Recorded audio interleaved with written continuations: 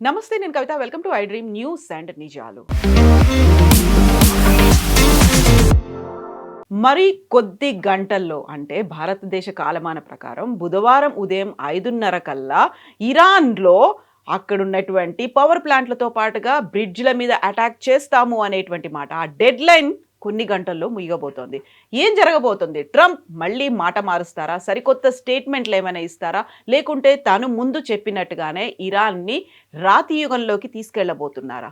ఎందుకని ఈ dead line గురించి ప్రపంచమంతా ఇప్పుడు చర్చించుకుంటోంది. మనతో పాటుగా ఉన్నారు సీనియర్ జర్నలిస్ట్ సురేష్ కొచ్చతిల్ గారు. సార్ నమస్తే. నమస్తే.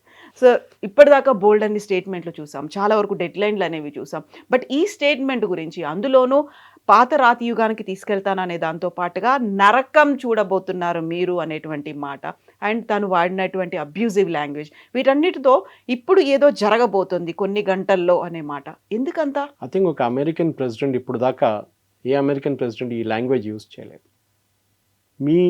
మీరు యుద్ధానికి ఎందుకు వెళ్ళారు? అది ఫస్ట్ ప్రశ్న. మీరు ప్రజల కావాల్సిన ఎలక్ట్రిసిటీ ప్లాంట్ కానీ, అక్కడున్న డీసాలినేషన్ ప్లాంట్ కానీ, అక్కడున్న బ్రిడ్జ్ కొట్టడానికి వెళ్ళలేదా? మీరు వెళ్ళింది ఎందుకు? యురేనియం కోసం వెళ్ళారు. వాళ్ళ ఆయుధాలు అని చెప్పారు, మిసైల్ ప్రోగ్రామ్ వెంట వెళ్ళారు. అది కాకుండా లీడర్షిప్ చేంజ్ వెళ్ళారు, అంటే రెజ్యూమ్ చేంజ్ కోసం వెళ్ళారు. కానీ ఇప్పుడు ఏం చేస్తున్నారు? మీరు అక్కడున్న బ్రిడ్జ్లు కానీ, అక్కడున్న పవర్ ప్లాంట్ కొడితే అది వార్ క్రైమ్ అవుతుంది. అంటే ఇంటర్నేషనల్ లాలో ప్రజలు, కామన్ పీపుల్ వాడే ఏదైనా ఫెసిలిటీ ఉంటే దాన్ని కొట్టకూడదు. అది నీళ్ళ ఫెసిలిటీ ఉండొచ్చు, పవర్ సప్లై ఉండొచ్చు, బ్రిడ్జెస్ ఉండొచ్చు, రోడ్లు ఉండొచ్చు, ఏదైనా ఉండొచ్చు. స్కూల్స్ అండ్ హాస్పిటల్స్ ఎలాగూ ఉంటాయి. ఇప్పుడు రష్యా యుక్రెయిన్ యుద్ధం మొదలైనప్పుడు ప్రెసిడెంట్ పుటిన్ వ్యతిరేకంగా ఏం ఆరోపణలు వచ్చినాయి? ఆయన పవర్ ప్లాంట్లు కొట్టారు, వాళ్ళ బిల్డింగ్స్ కొట్టారు, వాళ్ళ బ్రిడ్జెస్ కొట్టారు. ఆయన వ్యతిరేకంగా వార్ క్రైమ్స్ పెట్టారు. ఎవరు పెట్టారు? యుఎస్. ఇప్పుడు అదే యుఎస్ మేము అదే చేయబోతున్నాం ఇరాన్ అంటే ఏమంటారు? ప్రెసిడెంట్ పుటిన్ చేసిన అదే వార్ క్రైమ్స్ని ఇప్పుడు ట్రంప్ రిపీట్ చేయబోతున్నారు. కొత్తదేం లేదు దాంట్లో. సో లోకం అదే అడుగుతున్నారు, రేపు పొద్దున మన టైంకి, ఇండియన్ స్టాండర్డ్ టైం 5:30కి బాంబు వేస్తాడా లేదా? డేట్ జరగదు నా అంచనా ప్రకారం. ఎందుకంటే దీని కాన్సిక్వెన్సెస్ చాలా సివియర్గా ఉండిపోతుంది, చాలా సివియర్గా.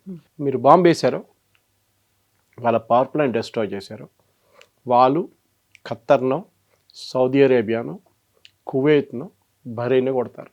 సో ప్రెసిడెంట్ పుటిన్ ఇది చేస్తే, పుటిన్ వ్యతిరేకంగా వీళ్ళందరూ క్రిమినల్ కేసు వేశారు, వార్ క్రైమ్ అని చెప్పి. నెటన్యాహు చేసినప్పుడు నెటన్యాహు వ్యతిరేకంగా ఇంటర్నేషనల్ కోర్ట్ ఆఫ్ జస్టిస్లో వెళ్ళి అక్కడ కేసు వేశారు. In fact international court of justice ఒక వారెంట్ ఇష్యూ చేశారు, నెటన్యాహుని ఎక్కడ కనిపిస్తే అక్కడ అరెస్ట్ చేయాలని చెప్పి. ఆఫ్కోర్స్ ఆ వారెంట్ ఎవరు నడిపారు అనుకోండి. కానీ ఆలోచించండి, ట్రంప్ ఇదే స్టేట్మెంట్ ఇచ్చారు. ఆయనకి నిన్న వైట్ హౌస్ బయట లాన్స్లో ఈస్టర్ ఫంక్షన్లో ఆయనకు ఒక సెన్స్ ఆఫ్ సాటిస్ఫాక్షన్ వస్తుంది. నేను బాంబ్ చేయబోతున్నాను, ఇంతమంది చనిపోతారు. సో రిపోర్టర్లు అడిగారు, మీరు చేస్తున్న దానికి అక్కడున్న ప్రజలు కష్టపడతారు, వాళ్ళకి నీళ్ళు ఉండదు, వాళ్ళకి పవర్ ఉండదు, హాస్పిటల్స్లో పేషెంట్స్ చనిపోతారు, పిల్లలు చనిపోతారు ఇంక్యుబేటర్స్లో. అంటే ఐఎమ్ నాట్ బాదర్డ్. నేను కావాల్సింది ఏంటి? స్ట్రేట్ ఆఫ్ హార్మోస్ తెరిచేసేయండి. ఇది ఒక అమెరికన్ ప్రెసిడెంట్ చేయాల్సిందేనా అని ఒక పెద్ద ప్రశ్న. ఏదో ఒక ఆఫ్రికన్ డిక్టేటర్ చెప్పారో, లేకుంటే ఏదో ఒక టెర్రరిస్ట్ గ్రూప్ హెడ్ చెప్పారంటే ఇంకో మాట. ఒక అమెరికన్ ప్రెసిడెంట్, ఇంత పవర్ఫుల్ పోస్ట్లో ఉన్న మనిషి ఇట్లాంటి స్టేట్మెంట్ ఇవ్వడం ఏంటి? అందులో దాన్ని పర్సనల్గా తీసుకున్నారా? పర్సనల్ కూడా. ఎందుకంటే ఆయనకు ఒక ఈగో ప్రాబ్లం లాగా అయిపోయింది ఇది. వీళ్ళెవరు నన్ను ఇంత వ్యతిరేకించడానికి? ఇరాన్ వాళ్ళు, దే ఆర్ నోబడీ. మొన్న కూడా మీరు చూసుంటారు, ఈ అమెరికన్ పైలట్ని రెస్క్యూ చేసిన దాంట్లో నిన్నటి నుంచి అమెరికన్ ఛానల్స్లో కథ అంతా మారిపోయింది. ఈ పైలట్ ఎజెక్ట్ చేసిన ప్లేస్ జియో ట్యాగ్ చేశారు ఆ రోజు చాలా మటుకు ఛానల్స్ వాళ్ళు. ఆ జియో ట్యాగ్ చేసిన చోటు నుంచి 200 కిలోమీటర్ దూరంలోనే ఈ ప్లేన్స్ వచ్చి దిగింది ఈయన రెస్క్యూ చేయడానికి. 200 కిలోమీటర్ దూరంలోనా? మరి 30-40 కిలోమీటర్ అంటే అర్థం చేసుకోవచ్చు. So that was actually another story, మనం ఇంకోసారి డిస్కస్ చేసుకోవచ్చు. ఏంటది? యురేనియం గురించి, యురేనియంని వాడుకుంటున్నారు, యురేనియం క్యాప్చర్ చేయడానికి అమెరికా వచ్చారని చెప్పి అమెరికన్ ఫోర్సెస్ వచ్చారంట. ఆ మిషన్ మొత్తం మీకు తెలిసింది 3 ఎయిర్క్రాఫ్ట్లు పోయినాయి కంప్లీట్గా. సో ప్రెసిడెంట్ ట్రంప్ ఇప్పుడు ఇచ్చిన థ్రెట్కి దాంతోపాటు ఒక ప్యారలల్ ప్లాన్ ఒకటి నడుస్తుంది. 45 రోజుల సీజ్ ఫైర్ ప్లాన్. దాంట్లో ఏముంటుందో తెలియదు. మనం నిన్న మాట్లాడుకున్నప్పుడు గుర్తుందో మీకు చెప్పాను, Oman and Iran are talking అని చెప్పేసి. పాకిస్తాన్ పక్కన పెట్టింది. ఒమాన్ ఏమంటున్నారంటే 45 రోజులకి ఈ స్ట్రేట్ ఆఫ్ హార్మూస్ని ఓపెన్ చేద్దాం, కానీ ఇరాన్ మీద ఉన్న శాంక్షన్స్ మొత్తం తీసేసేయాలి. అంటే ఇరాన్కి ఇంకా రెవెన్యూ వస్తుంది, వాళ్ళు ఆయిల్ అమ్ముకుంటారు, దాంతో వాళ్ళు కొన్ని రోజులు క్వైట్గా కూర్చుంటారు, దాని తర్వాత అందరూ మర్చిపోతారు. ట్రంప్కి ఒక ఎగ్జిట్ ప్లాన్ ఇస్తున్నారు. ఎవరు? ఒమాన్. ఎందుకంటే 45 రోజుల తర్వాత ఎవరు అడగరు ట్రంప్ ఎక్కడ, యురేనియం ఎక్కడ, బ్రిడ్జ్లు ఎక్కడ, పవర్ ప్లాంట్ ఎక్కడ అని అడగరు.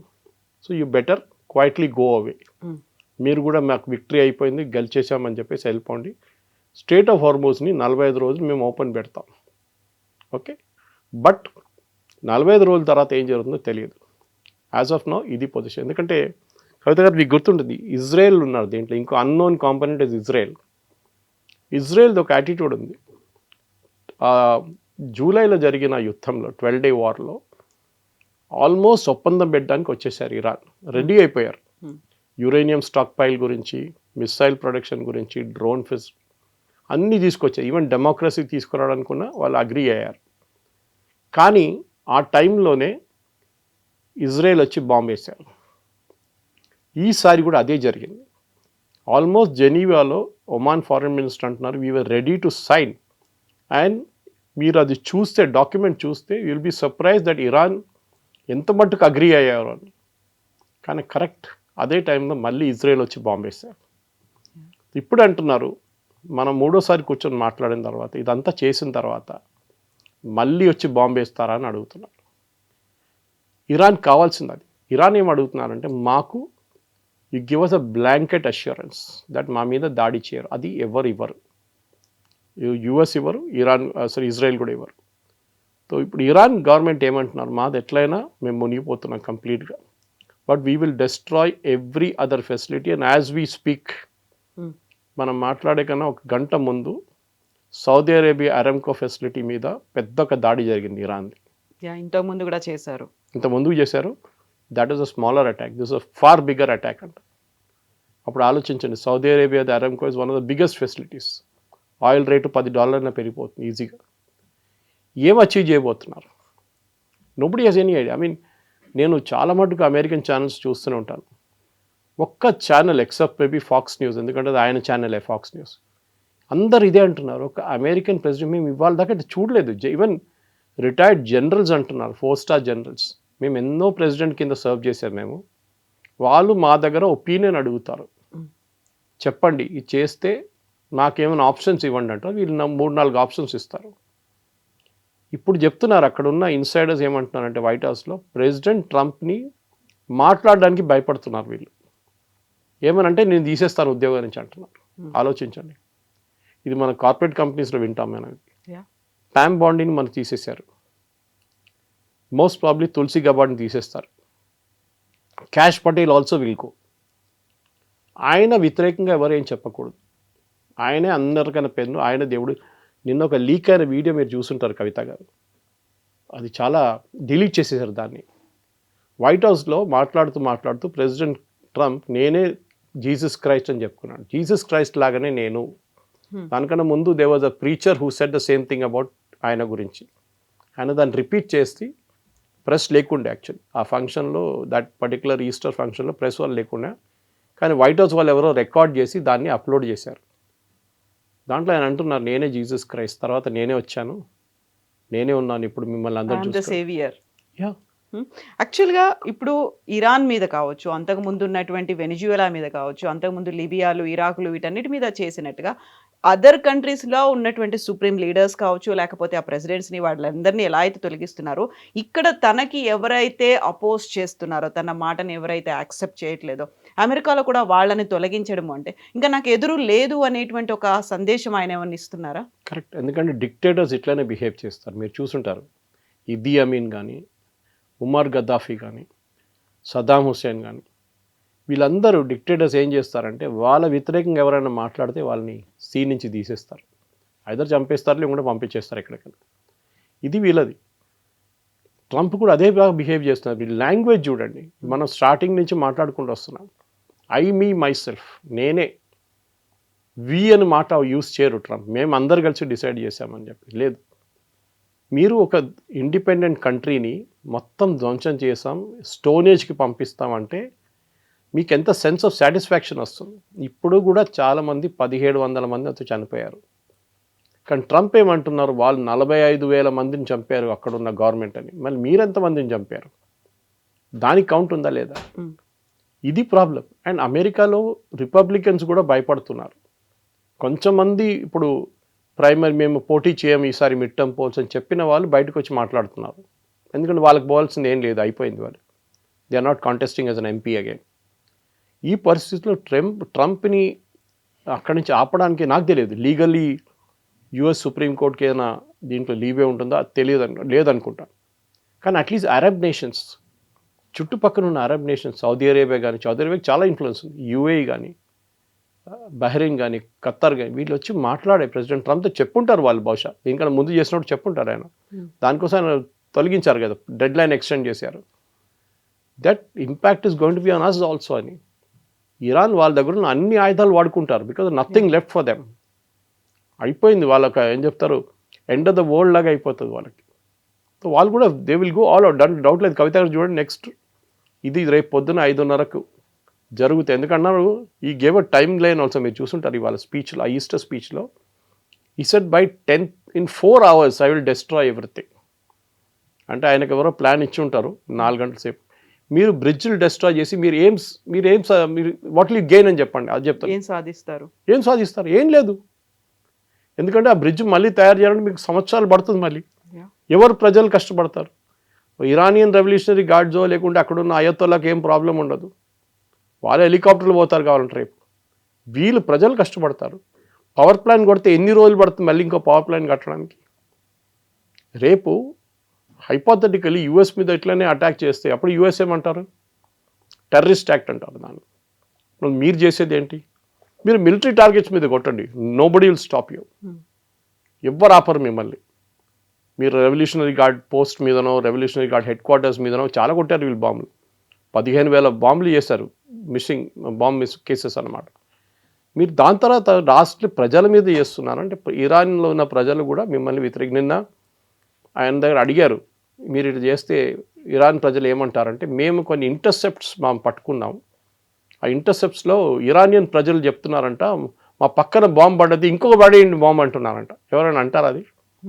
ఇప్పుడే మా పక్కన ఒక బాంబు పడ్డది, ఇంకో బాంబు పడండి, ఇంకో పంపించండి, ఇంకొన్ని బాంబులు పంపించని అంటున్నారంట. ఐ మీన్ లాజిక్ లేదు మాట్లాడిన దాంట్లో. ప్రజలు అక్కడి నుంచి బతికి బయటపడడానికి ట్రై చేస్తున్న బదులు ఫోన్ చేసి చెప్తారా ట్రంప్కి ఇంకో బాంబు వేయండి, ఇంకో 2 బాంబు. అదే టైంలో బీబీసీ నిన్న ఒక ఇంటర్వ్యూ చేశారు, ఒకటి కాదు, they did a series of interviews అక్కడున్న ప్రజలతోని. సో వాళ్ళ దగ్గర అడిగిన ఒకటే ప్రశ్న, ట్రంప్ బాంబు వేయబోతున్నాడు power plant and your bridges. So వాళ్ళేమంటున్నారు, నిన్నదాకా మేము ఈ గవర్నమెంట్ వ్యతిరేకంగా ఉండే, మేము రోడ్డు మీద వెళ్ళి ప్రొటెస్ట్ చేస్తాం, మా ఫ్రెండ్స్ చాలామంది చనిపోయారు, అప్పుడు మాకు ఈ గవర్నమెంట్ వ్యతిరేకంగా చాలా కోపం ఉండే, వ్యతిరేకత ఉండే, అయోతలాలు వీళ్ళ ఖమేనీ లాంటి వాళ్ళది. కానీ ఇప్పుడు మాకు ట్రంప్ వ్యతిరేకం అవుతుంది, we are angry with him and మేము వీ విల్ ఫైట్. ఎవరి కోసం? ద సేమ్ గవర్నమెంట్, వాళ్ళు ప్రశ్నించే గవర్నమెంట్ కోసం ఫైట్ చేస్తారంట. సో ఏం చేశారంటే, Trump he's bought the government and people of Iran close. ఇంకా చాలా దగ్గరకు వచ్చేసారు వాళ్ళు. మీరు అచీవ్ చేయాల్సింది ఆపోజిట్ జరిగింది, రెజీమ్ చేంజ్ కాదు. రెజీమ్ వాళ్ళు ప్రజలు కలిశారు, ఇప్పుడు ఒకటే అయిపోయారు. ఇది ఐ థింక్ ఎవరైనా, నాకు కూడా తెలియదు ఎవరు మాట్లాడచ్చు ఆయనతోనని, ఎవరు మాట వినరు ఆయన. ఇట్లాంటి పరిస్థితుల్లోనే అట్లీస్ట్ అమెరికన్ ప్రజలు, వాళ్ళ దగ్గర ఒక 25th అమెండ్మెంట్ ఒక ఆప్షన్ ఉంది, దాని కింద vice president of US can take over because president is not in a capacity అని చెప్పేసి. కానీ అది కూడా ఆయన అంగీకరించరు. ఆయన దగ్గర ఏదో సీరియస్ మెంటల్ ఇష్యూ ఉంది ఆయనకి, దాంతోనే ఈ ప్రాబ్లం అంతా వస్తుంది కవిత గారు. సో ఇంగ్లీష్లో ఒక మాట ఉంటుంది sir, known devil is better than unknown God అనేది. అలా ఏమైనా ఇప్పుడు ఇరాన్లో ఉన్నటువంటి ప్రజలు భావిస్తున్నారా? గతంలో ఉన్నటువంటి ఖమేనీ తీసుకొచ్చినటువంటి నిర్బంధాలు కావచ్చు, వాళ్ళ మీద బుర్కా విధానం కావచ్చు, మిగతా అన్నిటినీ చాలా స్ట్రిక్ట్గా పెట్టేవాళ్ళు. ఇప్పుడు దానికి మించి ఇప్పుడు ప్రాణభయం అనేది ఇక్కడ ఉంది అనేటువంటి భావన అక్కడ ఏమైనా వస్తుందా? అది ఎగ్జాక్ట్లీ చేశారు. నిన్న అదే అంటున్నారు. మీరు ఈవెన్ సిఎన్ఎన్లో కొన్ని ఇంటర్వ్యూస్ చూశాను నేను, అక్కడున్న ప్రజలతో మాట్లాడుతున్నప్పుడు వాళ్ళు కూడా అదే అంటున్నారు. మాకు వీవర్ టోటలీ బాంబింగ్ మొదలైనప్పుడు February 28 ఖమేనీని చంపినప్పుడు వీఆర్ ఆల్ రియలీ హ్యాపీ. మేము పండుగ చేసుకున్నాం ఇంట్లో, ఆ రోజు క్వైట్ సెలబ్రేషన్ చేసుకున్నాం, రోడ్ల మీద కూడా వచ్చారు వచ్చినటువంటి చాలా మంది. మనం. కానీ ఇప్పుడు ట్రంప్ వ్యతిరేకంగా ప్రొసెషన్ తీయాలని మాకు అనిపిస్తుంది అంటున్నారు.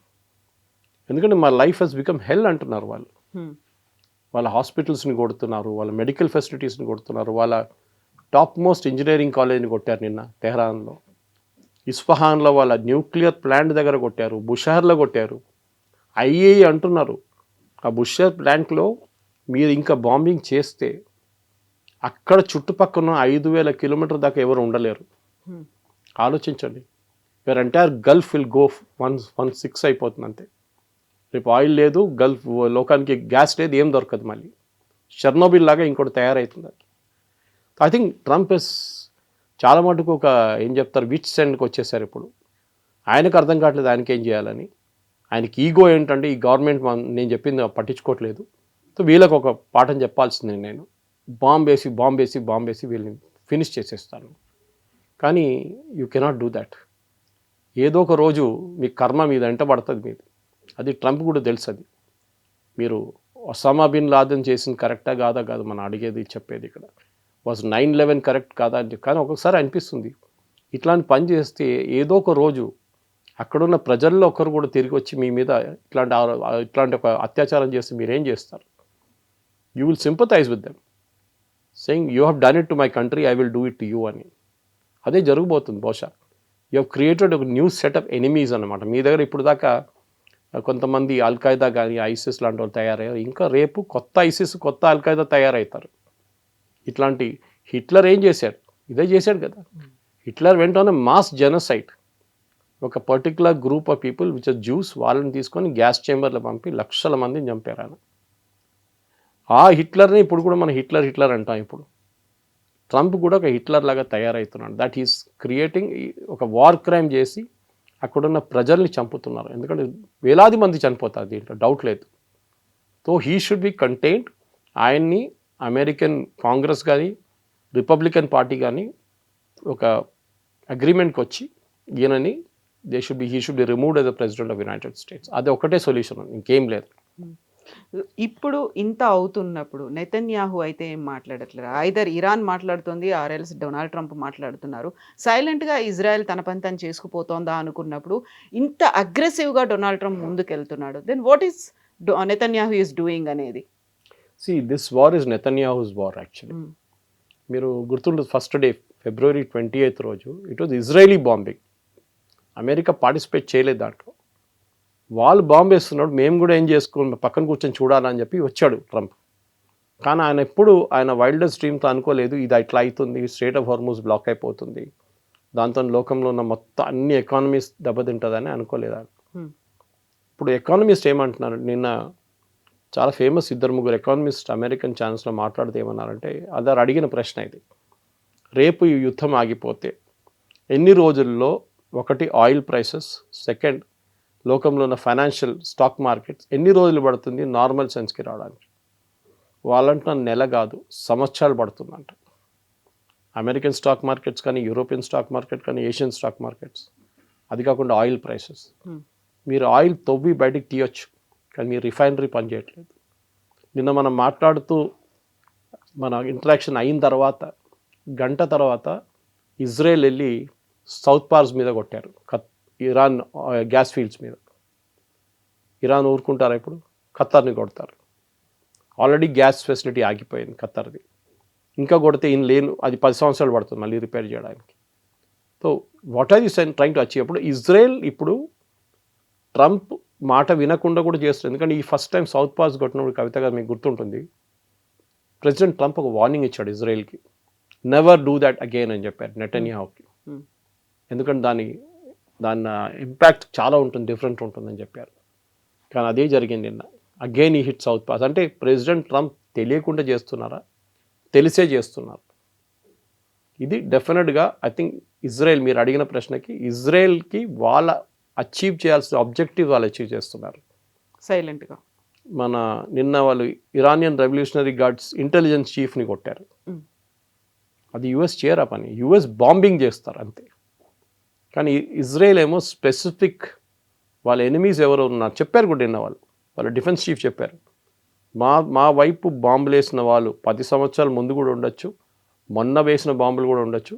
ఎవరు మా మీద మిసైల్ ఫైర్ చేస్తున్నారో వాళ్ళని అందరినీ మేము ఫినిష్ చేసేస్తాం. ఇప్పుడు Iran main revenue source oil, petrochemical. నిన్న పెట్రోకెమికల్ ప్లాంట్స్ మీద కొట్టారు. అది మీకు మినిమం 5 సంవత్సరాలు పడుతుంది రిపేర్ చేయడానికి. ఇరాన్కి రేపు యుద్ధం ఆగిపోతే కూడా రెవెన్యూ ఉండదు. 3 సంవత్సరాలు పడుతుంది వాళ్ళకి రెవెన్యూ రావడానికి. ట్రంప్ ఏమంటున్నాడు, ట్రంప్ తో అడిగారు, మీరు ఈ యుద్ధం రేపు ఇరాన్లో రెజీమ్ మారిపోయింది అనుకోండి, ఇరానియన్ ప్రజల్ని మీరేం I will make them rich అన్నారు. నేను ఆయన ఒక మాట అన్నాడు, కానీ none of the channels picked it up. Kavitha garu, he said, ఇదన్నీ చెప్పిన తర్వాత, unfortunately American citizens want us to come back. అంటే అమెరికన్ సిటిజన్స్ అంటున్నారా మీ యుద్ధం చాలు, తిరిగి వచ్చేసేయండి అంటున్నారు. అన్ఫార్చునేట్లీ. దాంతోపాటు అడిగారు, what about American citizens who oppose the war? ఈ వార్ని వ్యతిరేకిస్తున్న అమెరికన్ సిటిజన్స్ గురించి ఏం చెప్పాలనుకున్నారు? దే ఆర్ ఫూల్స్ అన్నారు. వాళ్ళ ఓన్ సిటిజన్స్ని యూఆర్ కాలింగ్ దమ్ ఫూల్స్. మళ్ళీ ఒక అమెరికన్ ప్రెసిడెంట్కి ఇంకేం చెప్పాలండి? ఈ పరిస్థితుల్లోనే I think President Trump has lost his marbles అంటారు ఇంగ్లీష్లో. ఆయన మెంటల్ కెపాసిటీ మొత్తం పోయింది. ఆయన ఏదేదో అంటున్నారు, ఏదేదో చేస్తున్నారు. స్టీవ్ విట్కాఫ్ కానీ, జేడీ వ్యాన్స్ కానీ, పీట్ హెస్గెత్ కానీ, వీరు ఎవ్వరి మాట ఆయన వినట్లేదు.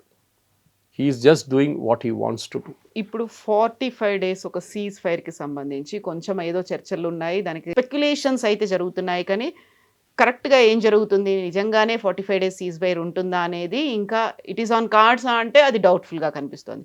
బట్ ఇంకొకరు ఎవరైనా వచ్చి ఇంటర్వ్యూన్ అవ్వాలి. యునైటెడ్ నేషన్స్ అనేది ఉంది, లేదు ఈ top countries, powerful other countries ఉన్నాయి, అవి కూడా ఎందుకు ఇంటర్వ్యూన్ అవ్వట్లేదు? అవి కూడా ఎందుకు మాట్లాడే ప్రయత్నం చేయట్లేదు? వాళ్ళు ఎవరు చెప్తే పట్టించుకుంటారా ట్రంప్? ఆయన నిన్న ఇంకో స్టేట్మెంట్ ఇచ్చారు, నేటో, ఈ హేట్స్ నేటో. నేటో అంటే ఆయనకి బీపీ ఎక్కువైపోతుంది ఆయనకి. నిన్న అంటున్నారు, పుటిన్ నా దగ్గర చెప్పారు నేటో గురించి, నేటో అంటే ఏంటని నన్ను ఎక్స్ప్లెయిన్ చేసి ఇచ్చాడు. నాకు చాలా ఐ వాజ్ రియలీ హ్యాపీ ఆయన ఎక్స్ప్లెయిన్ చేసిన తర్వాత, నేటో ఇదేనా అని చెప్పేసి. పుటిన్ చెప్పిన మాటకి విలువ ఇస్తున్నాడు ఆయన. ఇదే మనిషి బైడెన్ గవర్నమెంట్ ఉన్న టైంలో పుటిన్ని తిట్టారు. ఆ టైంలో పుటిన్ యుక్రెయిన్లో చేస్తున్న యుద్ధం కానీ అది హ్యూమన్ రైట్స్ వయలేషన్స్, అది పుటిన్ జైలు వేసేసేయాలి అన్నీ చెప్పారు. అదే ట్రంప్ ఇప్పుడు పుటిన్ సపోర్ట్ చేస్తున్నారు. రష్యా, కవిత గారు, ఈ యుద్ధం మొదలైనప్పటి నుంచి 2 దేశాలు అన్నిటికంటే ఎక్కువ రెవెన్యూ సంపాదిస్తున్నారు ఆయిల్ నుంచి. ఒకటి ఇరాన్, ఒకటి Russia. Russia is now selling oil at $105 per barrel. వాళ్ళ దగ్గర నెక్స్ట్ 5 సంవత్సరాలు కావాల్సిన డబ్బులు వాళ్ళు సంపాదించుకున్నారు ఈ నెల లోపల. వాళ్ళు they are just selling oil like crazy అన్నమాట. వాళ్ళకి ఆయుధాలు ఏంటి, వాళ్ళు ఏం కావాలంటే కొనుక్కొచ్చి యుక్రెయిన్ మీద రేపు. సో ట్రంప్కి ఏంటంటే ఇప్పుడు ఒకవైపు ఇరాన్, ఇంకోవైపు నేటోని కూడా కొట్టాలని ఉంది ఆయనకి. చెప్పారు కూడా కదా, నేటో నన్ను హెల్ప్ కోసం అడిగినప్పుడు రాలేదు. ప్రెసిడెంట్ మ్యాక్రాన్ గురించి చెప్పారు, స్టేట్మెంట్ ఇచ్చారు. ఆయన వైఫ్ ఆయన కొడుతున్నారు, ఆయన వైఫ్ ఆయన తిడుతున్నారు అని చెప్పి పర్సనల్ మ్యాటర్స్ కూడా ఒఫిషియల్ దాన్ని తీసుకు. కానీ ఇరాన్లో ఉన్న రెవల్యూషనరీ గార్డ్స్ వాళ్ళు చాలా క్లియర్, ఇవాళ కూడా వాళ్ళు స్టేట్మెంట్ ఇచ్చారు, we will fight to the finish. మనందరూ థర్డ్ వరల్డ్ వార్ అంటాం. అన్ని వరల్డ్ వార్లు మొదలైనది ఒక చిన్న ఘటనతోనే. బహుశా ఇది వరల్డ్ వార్ కాదు, ఎందుకంటే వరల్డ్ వార్ ఉండాలంటే 2 సైడ్లు ఉండాలి. ఇరాన్ వైపు పాపం ఎవరు లేరు. అది మ్యాక్సిమం మీరు కావాలంటే చెప్పొచ్చు రష్యా ఉందని చెప్పొచ్చు అంతే. కానీ వాళ్ళు కూడా డైరెక్ట్గా సహాయం చైనా కోఆపరేట్ చేస్తున్నారు. China is buying the Iranian oil which is the biggest cooperation they can do. కానీ ఫిజికలీ వీళ్ళు ఎవరు ఇద్దరు హెల్ప్ చేయట్లేదు. చెప్తున్నారు కానీ moral support. For example Russia వాళ్ళ టెక్నాలజీ యూజ్ చేసి యుఎస్ షిప్స్ ఎక్కడ ఉంది, యుఎస్ ఎయిర్క్రాఫ్ట్ ఎక్కడ పార్క్ చేస్తున్నారు గల్ఫ్ కంట్రీస్లో అని చెప్పి డీటెయిల్స్ ఇస్తున్నారు ఇరాన్కి. అది శాటిలైట్ ఇమేజరీ ఉండొచ్చు, ఫోటోగ్రాఫ్స్ ఉండొచ్చు. దానికోసం నిన్న అమెరికన్ గవర్నమెంట్ అక్కడున్న ఒక కమర్షియల్ శాటిలైట్ ఫామ్కి ఆదేశాలు ఇచ్చారు. దట్ మీ ఇమేజెస్ అమ్మకూడదు, next 15 days don't sell your images. వాళ్ళు ప్రైవేట్ లాగా ఇప్పుడు మీకు కావాలంటే డబ్బులు కడితే మీకు ఇచ్చేస్తారు ఇమేజెస్. అలు దేర్ బేస్ ది ఫోటో ఇవ్వండి అని చెప్పి మొత్తం ఫోటో ఇచ్చేస్తారు. మీరు దాన్ని బ్లోఅప్ చేసుకుంటే ఎన్ని ఎయిర్క్రాఫ్ట్ ఎక్కడ ఉన్నాయి, ఎన్ని F-16 ఎక్కడ ఉన్నాయి, F-35 ఎక్కడ మీకు తెలిసిపోతుంది. అది అమ్మకూడదు అన్నారు. Which can be taken, okay, safety wise that is a good thing. కానీ రష్యాకి ఇప్పుడు కావాల్సిందంటే యుద్ధం ఇంకా నడవాలి. ఇంకొక 6 నెలలు నడిస్తే రష్యా ఉన్న ఆయిల్ అంతా అమ్ముకుంటారు, వాళ్ళు బ్యాక్లాగ్ ఉండదు వాళ్ళకి. చైనాకి ఏంటంటే ప్రాబ్లం, ఆయిల్ దొరకట్లేదు. ఇరాన్ నుంచి ఉన్న ఆయిల్ వాళ్ళ బిగ్ సోర్స్. వెనిజువేలా దానికన్నా పెద్ద సోర్స్ ఉన్నాయి. వెనిజువేలా వాళ్ళకి పోయింది ఇప్పుడు. క్యూబా చూడండి ఏం చేస్తున్నారు ప్రెసిడెంట్ ట్రంప్. రష్యా ఆయిల్ క్యూబాలో అమ్ముతున్నారు. సో ఇరానియన్స్ని మీరు గాయపరచాలనుకుంటే వాళ్ళ మీద బాంబులు వేస్తే they will debt to America అని చెప్పే మాట వాళ్ళు ముందు ఫోర్సిబ్లీ వాళ్ళతో చేపించారు. కానీ ఈసారి రెగ్యులర్గా వాళ్ళు కావాలని చెప్పి వాళ్ళ మనసు నుంచి చెప్తారు ఈసారి death to America, death to Israel అని. ఇజ్రాయెల్ కూడా మీరు చెప్పినట్లు వాళ్ళ పని, వాళ్ళ స్ట్రాటజీ సపరేట్, దీంతో సంబంధం లేదు. అది they are doing what they want. Netanyahu చెప్పారు చూడండి, యుద్ధం రేపు ఎల్లుండి ఆగదు, మాకు ఒక లాంగ్ టర్మ్ ఆబ్జెక్టివ్ ఉంది. ఇరాన్ వాళ్ళ ప్రాక్సీస్ని కొట్టడం, హెజ్బుల్లా, హమాస్, హూతీస్, వీళ్ళని కొట్టిన తర్వాత మేము వీ విల్ రిలాక్స్. ఇజ్రాయెల్ లెబనాన్తో అంటే హెజ్బుల్లాతో నిన్ననో మొన్ననో మొదలుపెట్టలేదు యుద్ధం, 40 సంవత్సరాల నుంచి నడుస్తుంది. అప్పుడు ఆలోచించండి ఇజ్రాయెల్ ఎందుకు ఆపుతారు. వాళ్ళకి లాంగ్ టర్మ్ వ్యూ ఉంది, అమెరికాకి లాంగ్ టర్మ్ వ్యూ లేదు. ఏదో చేసి చూడండి, నిన్న కూడా ఆయన స్టేట్మెంట్ ఇచ్చి know what is the biggest thing I can take from there అన్న, ఆయిల్ తీసుకుంటే చాలా డబ్బులు ఉంటుంది. వెనిజువేలాలో చూడండి, can you make a statement like that? ఒక ప్రెసిడెంట్ ఇంకో దేశానికి ఉన్న ఆయిల్ తీసుకెళ్ళి అమ్ముకుంటారు. వాళ్ళ రిసోర్సెస్ని ఎలా యూస్ చేసుకుంటారు. ఎస్, మన రేపు పాకిస్తాన్కి వచ్చి వాళ్ళని టేక్ ఓవర్ చేసి వాళ్ళ దగ్గర ఉన్న ఏం చెప్తారు రేర్ ఎర్త్స్ అమ్ముకుంటే ఎట్లా ఉంటుంది? ఏ దేశం చేయరు. సెల్ఫ్ రెస్పెక్ట్ ఉన్న ఒక్క దేశం కూడా చేయరు. వెనిజువేలాకి ఆప్షన్ లేకుండే, వాళ్ళ తల మీద తుపాకీ పెట్టి నువ్వు చేయంటే చేశారు వాళ్ళంతే. పాసిబ్లీ వాళ్ళ వైస్ ప్రెసిడెంట్కి మంచి డబ్బులు ఇచ్చి ఉంటారు, ఆమె హ్యాపీ, దేశం కాబట్టి ఈ దేశం అమ్ముకోండి. ఇరాన్ అలో చేయరు. Iranians are very very proud people. అది ట్రంప్ ఇవాళ డెడ్ లైన్ కాకపోతే రేపటి డెడ్ లైన్లో కూడా ట్రంప్ అది నేర్చుకుంటారు. Thank you so much sir.